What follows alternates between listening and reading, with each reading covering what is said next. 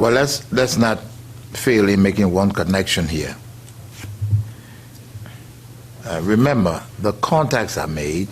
I go to Burkina Faso. I meet an individual introduced to me. I travel to Libya. The entire plan now has been put together for the training of these Pan-African forces, and I returned to Accra. On this particular leg where I'm now going to La Côte d'Ivoire to begin the movement of the men for training, I'm arrested. And I'm saying now that the Ghanaian authorities knew all along what was going on. So this arrest was to cut the process. And so I'm held in jail for 8 months. While I'm in jail, the process does not stop. Thomas Sankara is killed by his forces, and his deputy takes over. Who's his deputy? Blaise Compaoré. And a renewed request is made to the Ghanaian government for my release. I'm released and given 48 hours to leave Ghana. I drive directly from Accra into La Côte d'Ivoire and on to Ouagadougou. That's the connection I wanted to make.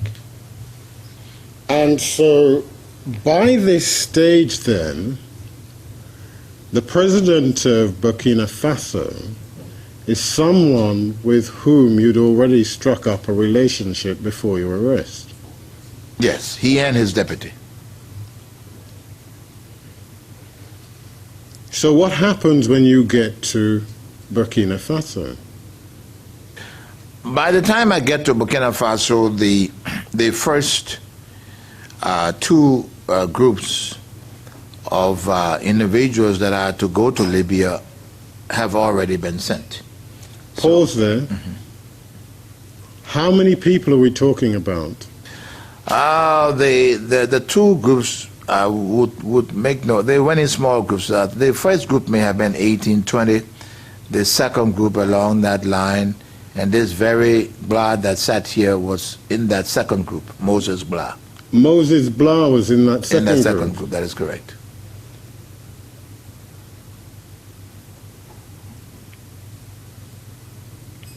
And let's just get a little timeline here, please, Mr. Taylor.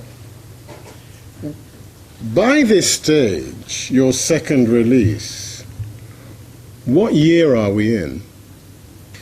All we have to add now. Take your time. October 85.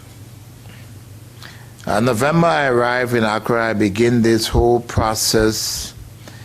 8 plus 6, 14. So we are now looking at around late 86, 87. If you add the 6 months I'm initially arrested, I'm out for some time, and then the 8 months, so we're getting into the beginning of 87. Right. Or thereabout. And so by this stage, we've already got two groups of Liberians in Libya being trained. No, not in Libya. Not two groups in Liberia. I mean in Libya. You have one group in Achiansi, but in Libya you have yet my group. But there is, strangely, okay, there is something going on there, because we meet a Liberian group in Libya also. So we meet a Liberian group inside Libya. I don't understand that. Sometimes it beats me too.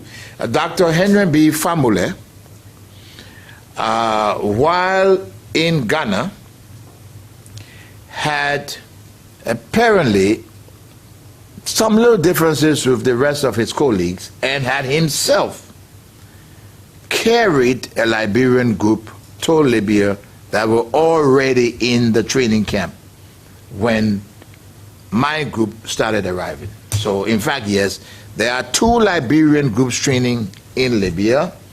There's another Liberian group training in Achiansi in Ghana.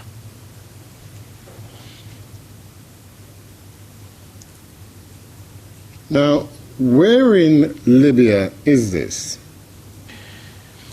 The groups are being trained outside of Tripoli,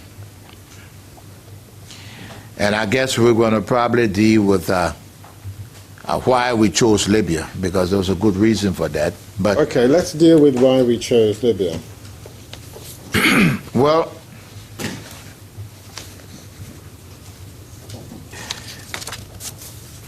we are dealing with a period,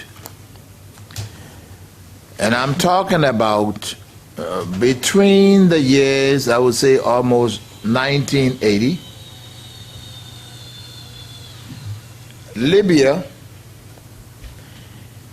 is now championing Pan-African activities in Africa. Rightly so, and I think that it is an effort that we ought to be very proud of. And what do I mean? At that particular time, every major revolutionary group or activity happening on the continent of Africa, had it not been for the very, very good work done by the Libyan people at that time, they would not have succeeded, whether it had to do with Uganda or whether it had to do with South Africa, where the struggle was, now we know it to be South Africa, but that revolution was about Tanzania. That should have been the name, or whether it was Southwest Africa, that was called Southwest Africa, that now we know as Namibia, or whether it was Ghana.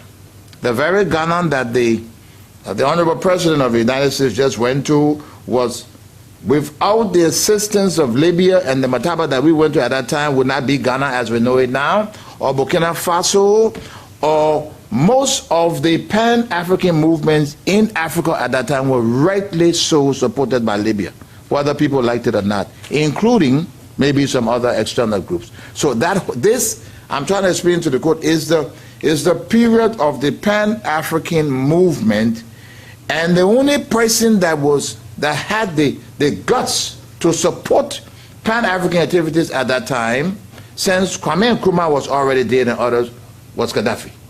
So we chose there because there were no strings attached. These were not terrorist camps.